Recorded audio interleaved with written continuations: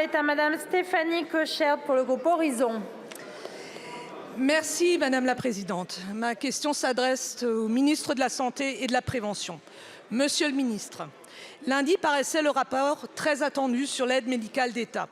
Au nom du groupe Horizon et apparentés, je remercie le gouvernement d'avoir commandé ce précieux rapport pour éclairer les débats et ses auteurs, messieurs Évin et Stefanini, pour la qualité de leurs travaux. Les chiffres constatés doivent en effet nous conduire à nous pencher à intervalles réguliers sur les contours de l'aide médicale d'État. Déjà en 2019, la majorité présidentielle et le Premier ministre Édouard Philippe avaient porté une réforme qui avait permis de lutter efficacement contre certains abus. 4 ans plus tard, un nouveau bilan est bienvenu. Lors de l'examen sur le projet de loi immigration, le Sénat a d'ailleurs anticipé ce débat et souhaitait aller plus loin en transformant l'AME en aide médicale d'urgence. Si nous devons effectivement nous interroger sur la soutenabilité du dispositif à long terme et la nécessité d'une réforme de l'AME, l'AME est avant tout un sujet de santé publique et, à notre sens, n'a pas sa place dans ce texte. Au-delà, ce rapport nous réaffirme que l'AME est utile et globalement maîtrisée, mais qu'elle subit l'augmentation récente du nombre de ses bénéficiaires et mérite d'être adaptée. En effet, entre fin 2015 et 2023, le nombre de bénéficiaires de l'AME a crû de 123 000 personnes, soit 39% en 7 ans. 466 000 personnes sont bénéficiaires de l'AME en 2023, pour un coût de plus de 1 milliard d'euros par an. Face à ce constat, les auteurs préconisent d'adapter le cadre juridique de l'AME. Monsieur le ministre, comment le gouvernement entend mettre en œuvre ces propositions et dans quelle temporalité, notamment celle à portée législative? Je vous remercie. Je vous remercie. La parole est à Monsieur Aurélien Rousseau, ministre de la Santé et de la Prévention. Madame la Présidente, Mesdames et Messieurs les députés, Madame la députée, vous l'avez dit extrêmement clairement. Claude Évin et Patrick Stefanini ont remis à Gérald Darmanin et à moi-même un rapport qui est un rapport important.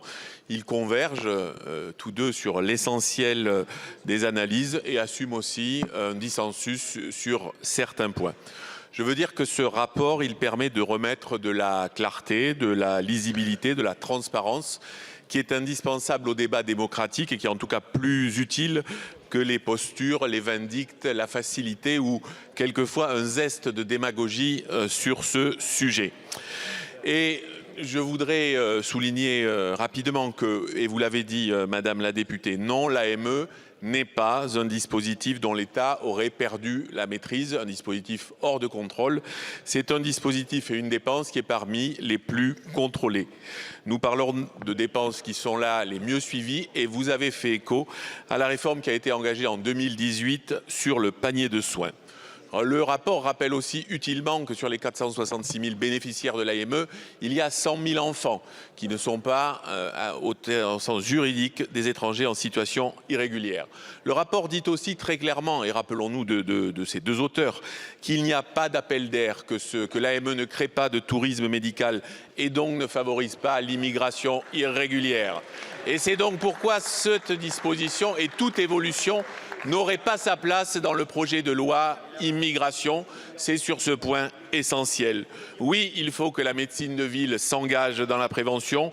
Oui, l'AME est un outil de santé publique. Mais je vous le dis aussi très clairement, ce rapport, il n'est pas fait pour être mis sur une étagère. Il pointe des évolutions possibles, certaines de niveau réglementaire, certaines de niveau législatif. Et nous aurons les débats et celles qui sont convergentes et de niveau réglementaire, nous les mettrons en œuvre dans les prochaines semaines. Merci. Merci beaucoup, Monsieur le Ministre.